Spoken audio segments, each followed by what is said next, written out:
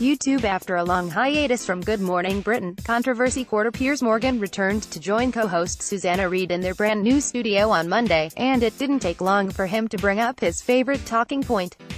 While interviewing scientist and TV presenter Professor Robert Winston, Piers couldn't help but question him about his thoughts on transgender people and gender fluidity, topics which he's caused outrage over in the past. "I absolutely think that anyone who wants to go through a process of transitioning from male to female or female to male, it's such an incredibly difficult thing to go through. I would completely support people who do that," he said. "What I have a real problem with is this whole opting out of gender, being gender fluid, waking up one day and thinking you want to be whatever you feel like. Is that not damaging to society, if we allow everyone to self-identify how the hell they like?" Avoiding the issue of gender fluidity, Robert replied, "I can't answer the second question, but with regards to the transgender question, I completely agree with you that support is needed. I think one of the problems is that we don't really understand what is going on in the background of these people who are transgender, probably before birth.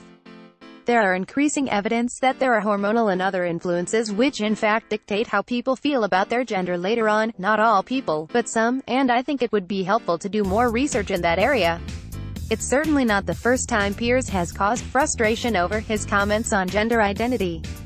Last year, the controversial host was joined on the sofa by couple Fox Fisher and Owl, who both identify as non-binary, to discuss issues surrounding gender identity. During the debate, which ran over 10 minutes, Piers made a string of offensive comments including labeling non-binary children a contagion, and suggesting that identifying as non-binary is just a massive new fad. When informed that 48% of trans youths attempt to take their own lives, Piers claimed that only 2 or 3 trans people committed suicide last year, but admitted, "I don't know if that's true or not." He then went on to list a string of hypotheticals, such as, "If I turned around right now and said, I am a black woman, if I decided to identify myself as a different skin color, would you respect that?" When they pointed out that this was a false equivalency, he replied, "You want the right to identify as you choose and we all have to respect that, but you don't want to give me the same rights to choose how I identify."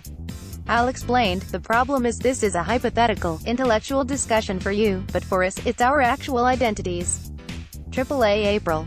At Inside the latest Gay Times to discover exclusive interviews with Gus Kenworthy, Kiana Lonsdale, Ricky Martin and many more.